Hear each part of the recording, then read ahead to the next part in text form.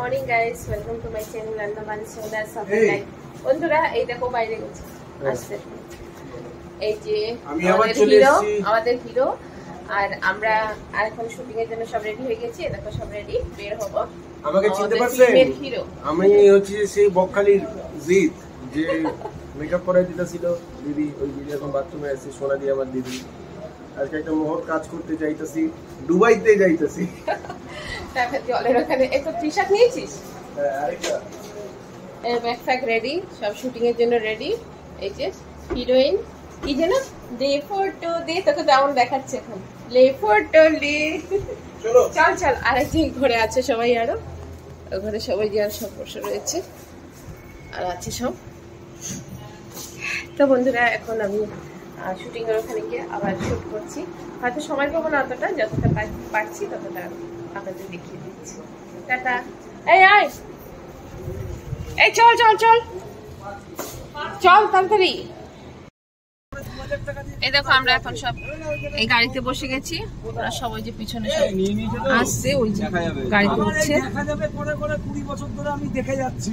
এখন যাচ্ছি এই শুটিং এ। এই তোর পরে বসলে তো তোমাদের ঘরে চাবি এনেছিল। এই আমরা চললাম, এখন যাচ্ছি ওল্ড দীঘাতে। এই দেখুন পৌঁছে গেছি। এই যে আমাদের গাড়ির সব জিনিসপত্র নামাচ্ছে।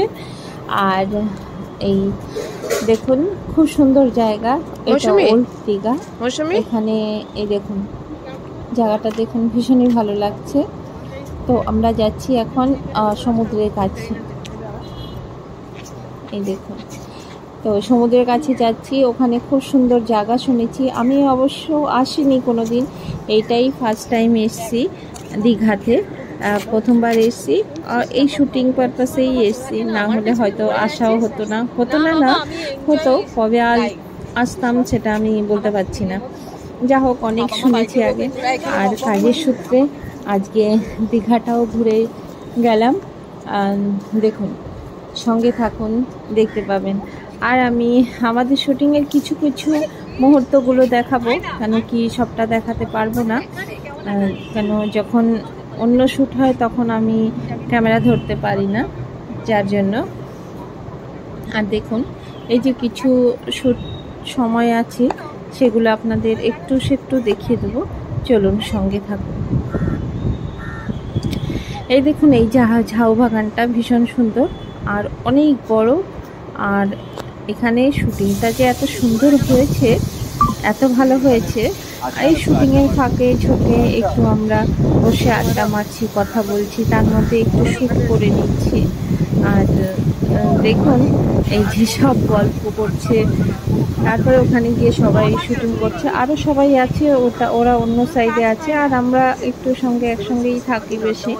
আর ওরা সব ওখানে ওপাশে মানে শ্যুটের জন্য আছে। আর এটা হচ্ছে দেখুন, এই একটা শুটিং টাইম, শ্যুট চলছে এখন, এদের শ্যুট চলছে। তো আমি ক্যামেরা দিয়ে শ্যুটটা নিচ্ছি। এই দেখুন এদের শুটিং হচ্ছে।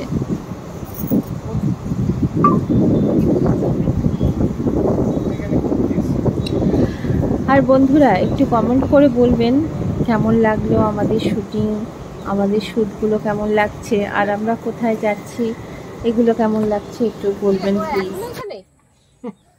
আগেই তো আমি তোকে বলেছি এখানেই থাকবে। চল প্রোগ্রামে চল, দে একটা চল, তুই একটা নে চল। কটায় শুরু হয়ে গেছে তো, কখন থেকে বলেছি তোকে। ও প্রোগ্রাম করে এখানে আবার এসে আড্ডা মারছে। চল পরে গেলেই তো হতো না, চল চল চল চল।